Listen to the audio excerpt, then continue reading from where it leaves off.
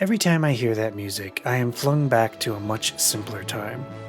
This is Project Quarm, and I hope you can forgive me as my ignorance of emulated servers will become abundantly clear.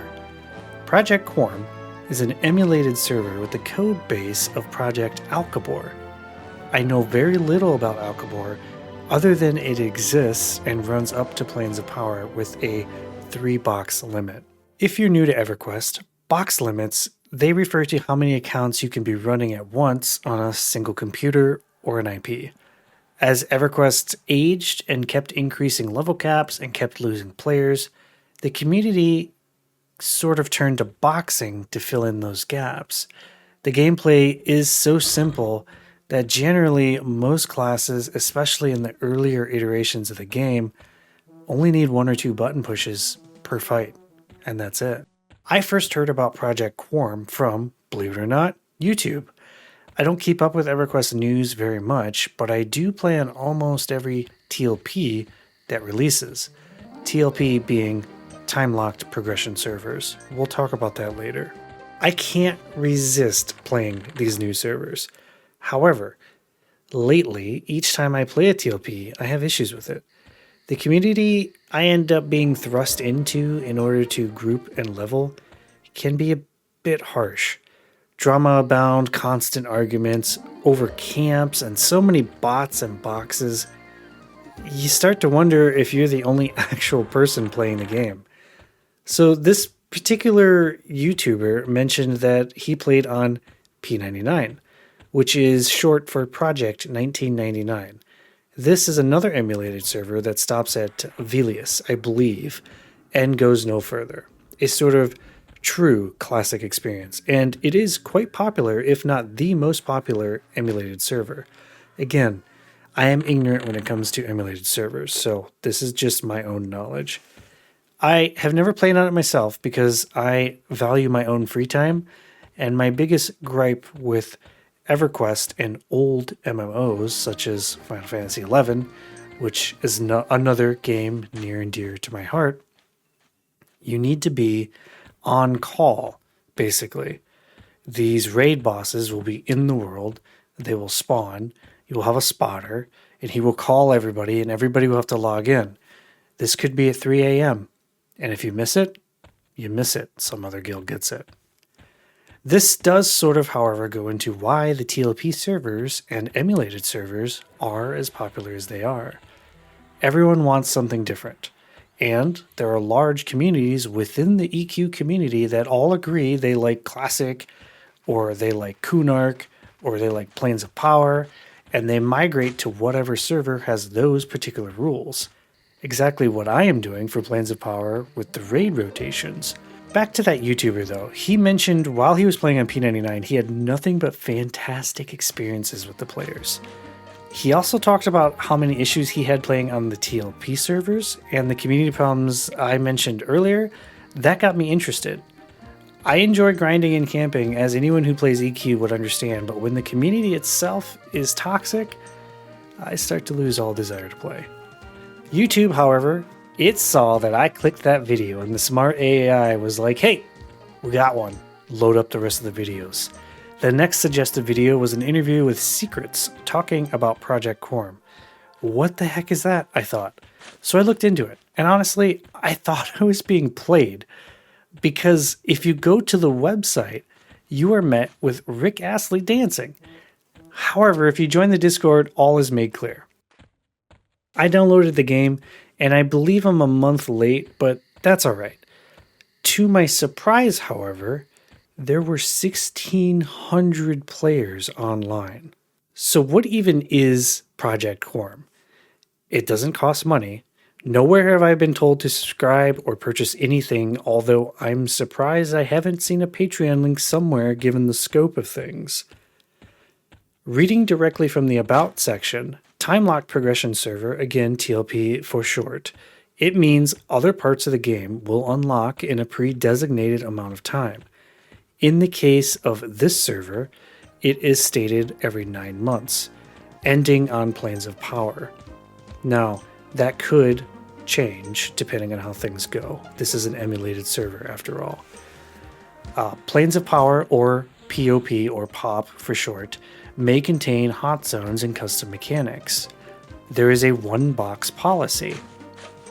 If you aren't familiar with EQ again, this just means a single computer account IP can be logged in at once. There are more specific rules on this, such as trade accounts that are locked at level 1, petitioning for a second account so you and your significant other can play off the same connection. I have read that the boxing rule is enforced and you are hit with a hefty ban on detection. Also, a large part of the community that plays on these older servers kind of have a thing against people who box. So they'll be quick to point you out to the devs. So I don't know if I would trust or push your luck on this server. Quality of life things such as buff timers, auto standing on cast, mouse wheel camera, and other things. And I know, you're rolling your eyes, right? If you are someone who doesn't play EverQuest and I just said mouse wheel camera, I understand, I know. But in classic EverQuest, you couldn't scroll your wheel back and zoom out into third person. There's also another interesting thing that I actually was unaware of when I made my first character. Self-imposed rule sets. At level 1, you have the option to impose upon your newly minted character a rule set, or not if you want. These rule sets are simple: self-found, hardcore, and solo only. They mostly do exactly what you think, meaning solos can't join groups or be handed items, among other things, and hardcore players reverting to level 1 on death. That one scares me a little bit, but the challenge is kind of exciting. However, self-found characters did pique my interest. As someone who has played an awful lot of EverQuest, one of the things that happens constantly, especially in the early levels, is when someone gets a character up to max level, they can start sending gear and money down to a new low-level character. Oftentimes there's very powerful gear that a level 1 can equip to sort of expedite the leveling process. This can both be good and bad. Good that it's fast, bad that when this person groups with you and you're in their group, you sort of feel worthless. So the self-found rule, this means you can only group with other self-found players. Self-found, you can't loot things from other people, you can't trade, you can't buy things from the bazaar. The things you have are the things you've earned. And the people you group with are also only people who have earned their equipment on that character, which is pretty cool. I would honestly be very interested in that. I just don't understand how many people are playing self-found currently. So my character that I made, he's just a normal, regular, old, boring vanilla character. However, let's get to the journey of our Necromancer on Project Quarm. When it comes to the classes of EverQuest, there's a bunch. However, there's one that stands above all the others as the number 1 class: Bard. Bard is my absolute favorite class. I have played it on so many TLP servers. I've played it on live. I have played it on some emulated servers. But I wanted to play something a little different this time.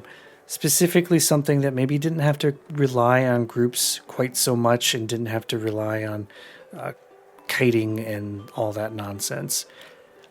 And I realized I've never played a human before. I've also never started in Qeynos, or Qeynos, however you may want to say that. So I went with a human necromancer worshipping, whatever this name is. Bertoxulus, I think is the name and how you're supposed to say it. I was worried about human though, because I remember in EverQuest, races have vision, differing visions. Each race has a different vision. And humans have one of the worst ones. Basically, this just means that when it's nighttime in the game, you're not going to be able to see anything except the hands in front of your own face. When I spawned into the world, my journey was immediately uphill. I was met with the blurriest, smallest thing I have ever seen in my life. EverQuest and 4K resolutions do not mix. Things were so small and blurry, I couldn't even read the beginner note to go to my guildmaster. It was awful. I found out with a little bit of detective work on Google that changing the scaling settings within Windows to 100% instead of 150%, which is the suggested value if you plug in a 4K monitor, the blurriness goes away. But I heard that music, and I had the itch to play. That opening music gets me every time. So I decided to power through. I forgot one key factor about classic EverQuest. Something I want burned out of my memory because of how awful it is. Something that I mentioned briefly earlier, and I kind of joked about it. The camera. It's awful. You have to press F9 twice, numpad 5 to center, then numpad 2 to zoom out to get to third person, and you can't move it with the mouse once it's there. I gave up eventually and just played first person. Later on, after I got to level 2 or 3, I realized that the devs of the server actually released a patch. This patch is included in that quality of life things that I talked about just a little bit ago, where I can now actually scroll my wheel out and zoom out. I don't have to go through the process of pressing F9 twice, numpad 5, numpad 2 3 times. It just works now. I did one time die and have this stop working, but that's the only time. Every other time it has worked. Another problem, however, darkened our journey to being the best necromancer that has ever lived in Norrath. Where the heck is my guildmaster? The note says the sewers. I knew my character was evil and I knew about factions. In EverQuest, there are factions that you can raise and lower. Let's take a modern game as an example, such as World of Warcraft. Imagine you were playing an alliance player. You are kill on sight to horde guards, horde being the other faction. If we applied EQ factions to it, simply put, if you kill the enemies of the horde enough, your faction will raise with the horde, allowing you access to their cities, vendors, and banks. This is a very simplified version of factions, but you kind of get the idea. So we are evil, but not kill on sight to the citizens of Qeynos, which is our starting city. And hey, when you flip it around, it says Sony EQ. That's kind of cool. I spend what must have been the next half hour wandering around Qeynos, bumping into walls, looking for the sewer. I tried swimming down the canals, which did zone me into the sewers, but then I immediately died to something and I was sent back to my spawn point. No luck. So I put my detective hat on again. This game will not thwart me. I have played so many MMOs and rated so much hardcore content on very modern MMOs. I have done server-first content. How could a game with no more than 3 pixels deter me? So I go to Google, found out that the EverQuest wiki sucks. I don't know how else to describe it. I guess when the game has roughly 30 expansions, the wiki gets bloated, but I was saved by that emulated server that I mentioned earlier, Project 1999. They have their own in-depth wiki detailing anything I wanted to know about classic EQ. This includes hand-drawn maps. That's right, hand-drawn. I didn't mention this earlier, but the reason I spent a half hour bumping into walls exploring Qeynos is because there are no maps in the game.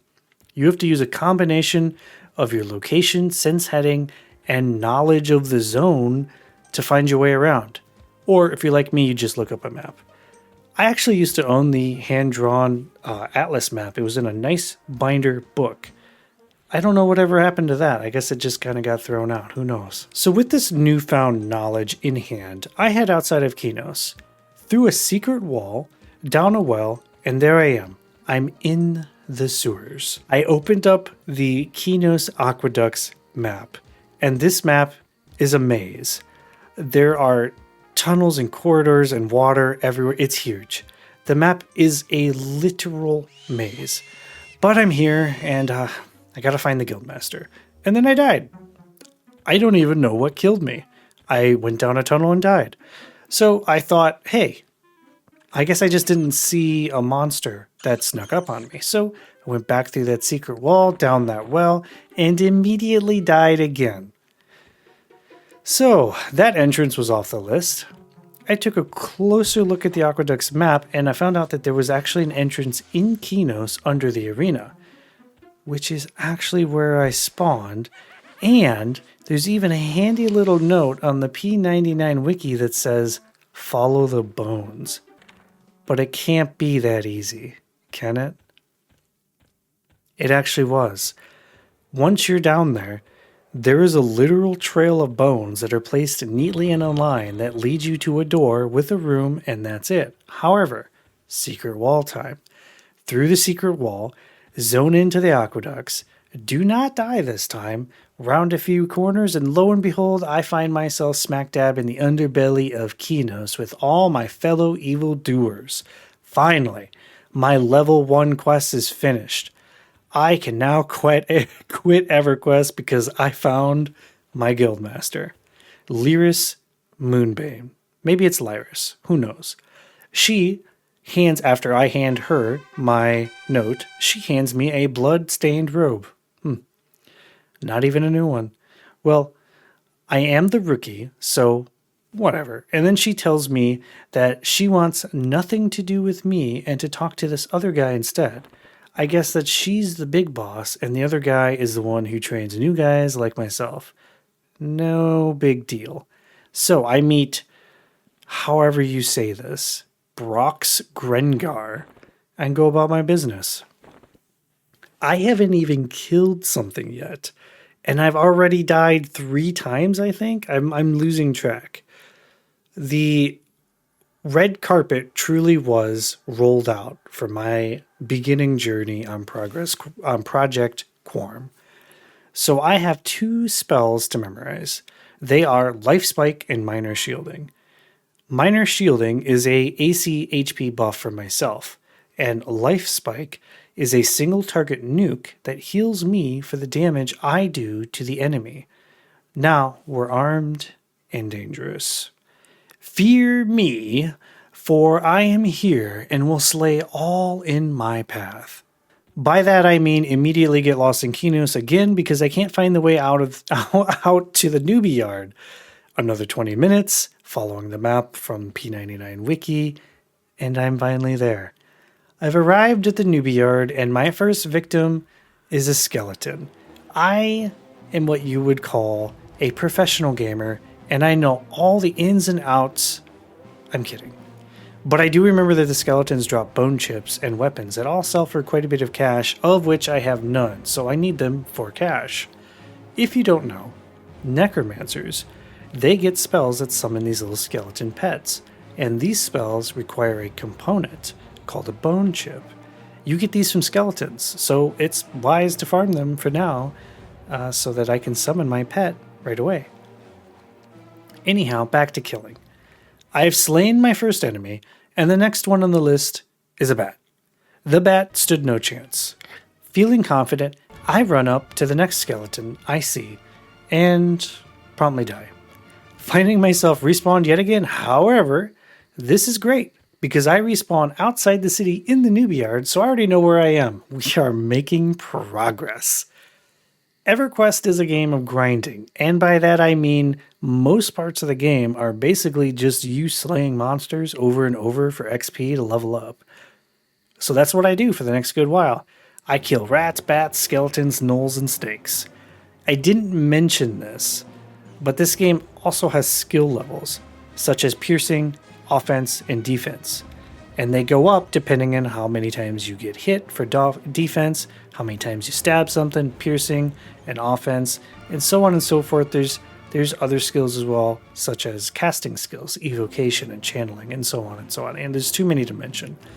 But with a few kills, my skills have gone up a little bit. So now, nothing can stand in our way. We're basically professional killers. With my inventory full of gooey bits and bat wings, I head into town to sell to this guy called Tubal Weaver. Squinting my eyes to see what the heck is going on my screen because everything is so small, I sell all my stuff. I also noticed that he said something when I approached him. And it was something along the lines of, "Don't bother selling to the other vendors, sell to me instead," which I thought was strange. So I head back out and slaughter more critters for more parts to vendor and sell to a different vendor this time. And she gives me more for each item. It's probably just a faction thing, but I'm going to say Tubal was ripping me off.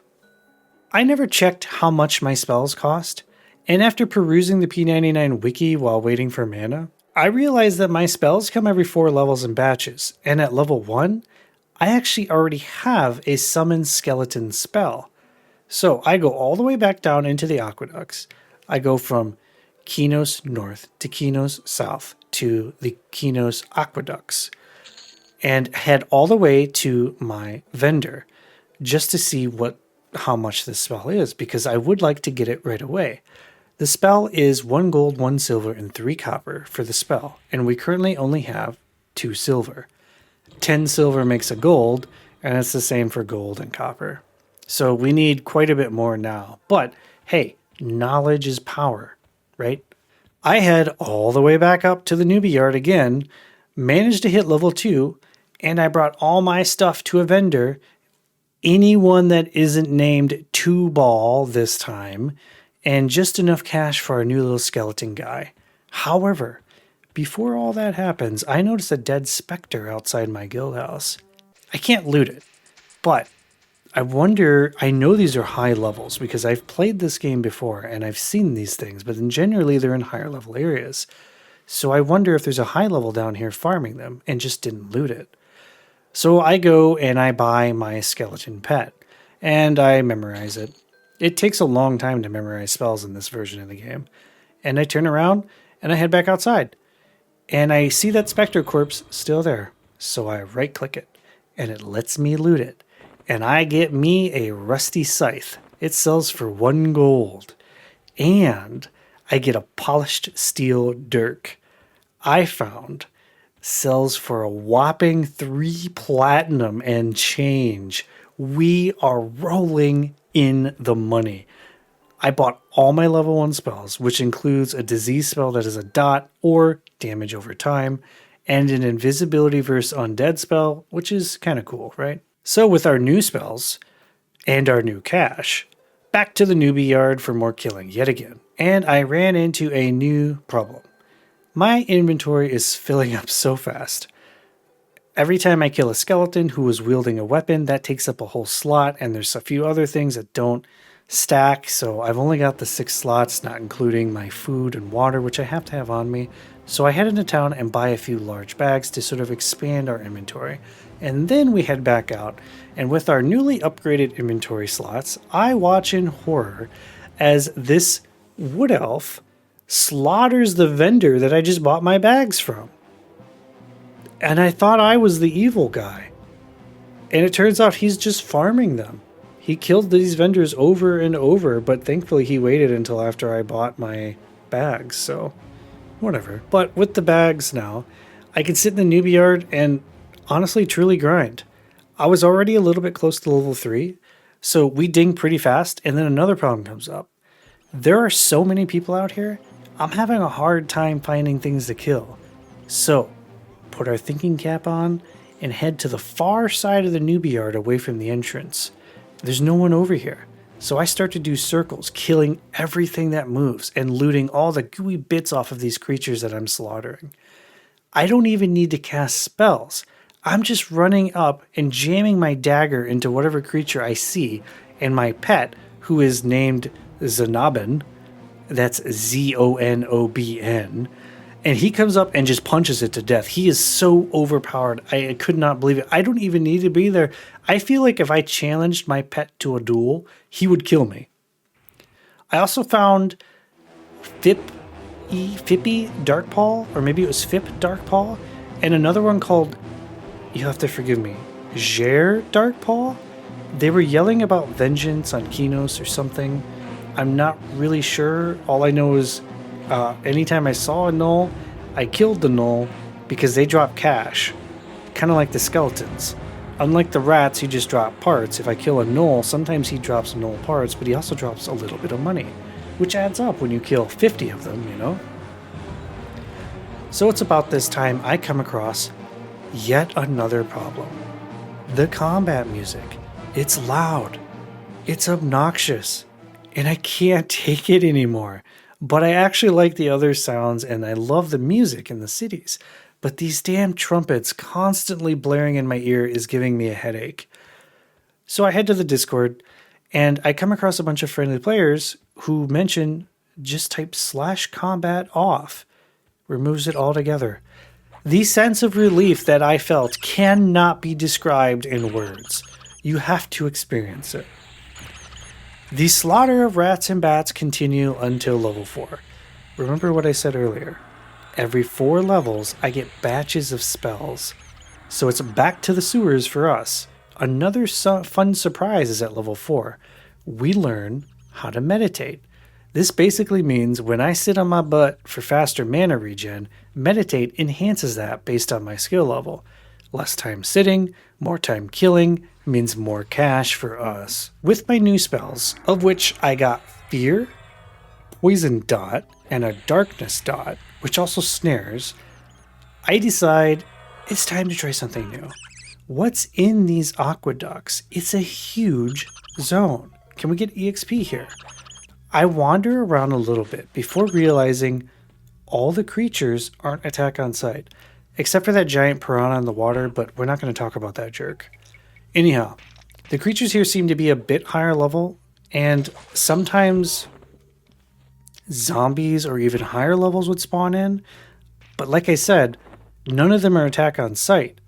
I don't know if that's on purpose, but I can farm around these zombies and not be attacked.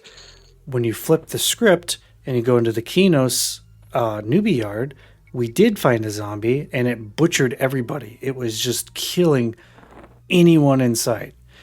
But anyhow, I'm safe. And most importantly, there aren't 300 people crammed down here. There's only about 4. And I think one of them is farming like my guild master. Like he's really high level killing people. So I pick a random hallway and these things respawn so dang fast I don't even have to go anywhere. I just stand around killing rats and bats and a new monster type. Spiders. Big ones. Real big ones. And they make this awful noise. Sometimes I was meditating and they would come up behind me and sit there and they'd make this like clicky clack noise. Oh gosh. I am absolutely butchering everything with my newfound level 4 powers. And I decide,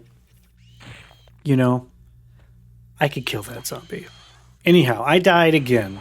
So I make my run all the way back down into the sewers.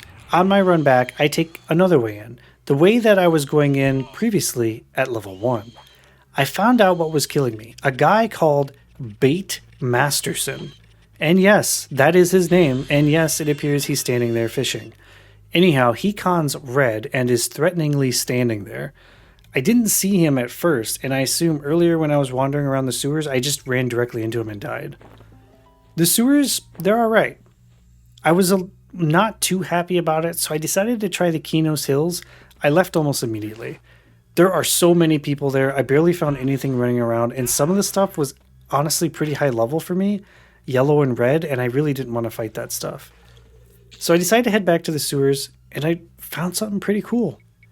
There are these mercenary guys, and they are not attack on sight like everything else in here except for that piranha. We don't talk about him. I was a little worried about getting a faction hit because I don't want to become kill on sight to my own people down here because otherwise I can't buy my spells, right? Or I could, but I have to do it a roundabout way. So I send my pet in to attack these mercenaries just to check if they're going to both aggro, and they don't, which is great. So the one mercenary stands there while I butcher the other mercenary, and he says nothing. And he's like, hey, man, how's it going? And then I turn to butcher him, and I don't get a faction hit. And on top of that, they both drop money. They both drop weapons, rusted weapons. And sometimes a shady mercenary would spawn in their spot, and the shady mercenary seemed to drop a cloak every single time I killed him. I can't remember a time I killed him and he didn't drop the cloak. It was a little bit rough on my inventory, but I found out when I went back to my vendors, under the evil vendors, and I sold, not Tubal, the evil vendors, the ones that don't rip me off, they sold for like 3 gold apiece. I made a ton of money off those mercenaries. It was fantastic. Anyhow, I stay in the sewers killing this stuff until about level 6, in which I look up if there's any quests in this place because I'm not too familiar with quests in EverQuest outside of the very low level like turn in bone chips or bandit sashes or crush bone belts. But I don't think I can do any of that stuff as an evil character, or rather I can, but it might affect my faction. So I wasn't really sure what to do. It turns out there is a quest. You need to kill this special named gelatinous cube called Qbert, and he gives you a tattered dress. And long story short, you get an earring with +3 intelligence on it. Cool. So I head over to his spawn area and start killing things. Oh, did I mention I had a conversation with an awesome guy in the Discord called Jack? He also plays in 4K, and he worked on his UI, so it's upscaled and looks nice. He was kind enough to actually send it to me, so now I can read things, and I am playing in a 4K UI. It looks so much better. The relief I had after installing this UI was the same relief after turning off the combat music. It was wonderful. Anyhow, this Qbert guy, he never spawns. I'm not actually sure he exists. I meet Grandar. He kills these froglock things hiding in the water, and he's been giving the bags away to the people nearby. There's also a bunch of people that are trying to kill all the stuff around me while I'm sitting here waiting for this guy to spawn. I'm not entirely sure what the rules are on this server. Maybe it's first come, first serve, first tag, most damage or something. Every server has different rules, but there's a lot of people here, and I think Qbert is a popular camp. But when I showed up, I was by myself, and then I kept having this bard come over and just sort of pull everything around me and try to kill all the stuff. And then I had a few other guys show up and just kill everything. And I have a suspicion that if Qbert did actually spawn, they probably would have stolen it from me, which would have sucked. But it's all right. We're like level 6, right? No big deal. I kill enough things here to level all the way up to 8. And at 7, a lot of the things were green and not even giving me XP. So I was basically just killing these giant rats that were blue. I was here forever. And by forever, I mean 4 hours. And I think in that 4 hours, I never once saw Qbert. And another guy showed up, and he was also a necromancer, and he messaged me. He's like, hey, man, are you camping Qbert? And I said, yeah, but I've not seen him. And he said that he hasn't seen him either. He camped it the previous day for 2 hours, and he never saw it. So does Qbert actually exist? No idea. The wiki, the P99 wiki, says Qbert spawns all the time. You just got to kill the stuff and he'll show up all the time. But I never saw him, and the other guy never saw him. Maybe he doesn't exist. Maybe it's bugged. Who knows? Either way, we're level 8. And level 8 is a big level. We get a new pet, and we get our first in the Lich line of spells. These are what makes a Necromancer a Necromancer. These spells are buffs that you can only put on yourself. They enhance your mana regen by a significant amount the higher you go. But the trade-off is you also lose health. So you're trading your health into more mana. And you can drain the health from an enemy back to yourself. It's a powerful combination, and it truly is what makes a Necromancer a Necromancer. I never did find Qbert. I have no idea if he ever showed up, but we're level 8 on our journey now. I'm not sure if I will try camping him again because nothing in here really gives much XP except those froglocks that I talked about when Grandar was killing those. I could probably fight them now I'm level 8. I have very powerful spells now, and my pet is a new pet. I'm not sure. I did farm close to 40 platinum pieces while I was here. I don't know if that's a lot. It probably isn't compared to what other people are doing. But I really was surprised because I went all the way down to 6 platinum buying spells. Most of the spells I bought at level 8 were about 4 platinum each. So I feel like I'm going to need to take a time out to try to farm because that is a lot of money that I don't have. So we're back to being broke again. But we are powerful and broke. And most importantly, I'm having quite a bit of fun on Project Quarm. And if you decide to play on Project Quarm, hit me up in a message. My character doesn't have any self-imposed rules, so I can play with anyone except for the people playing with the self-imposed rules. And I'm having a ton of fun, honestly. I haven't come across any jerks other than maybe people trying to take the camp, the Qbert camp that I was sitting in.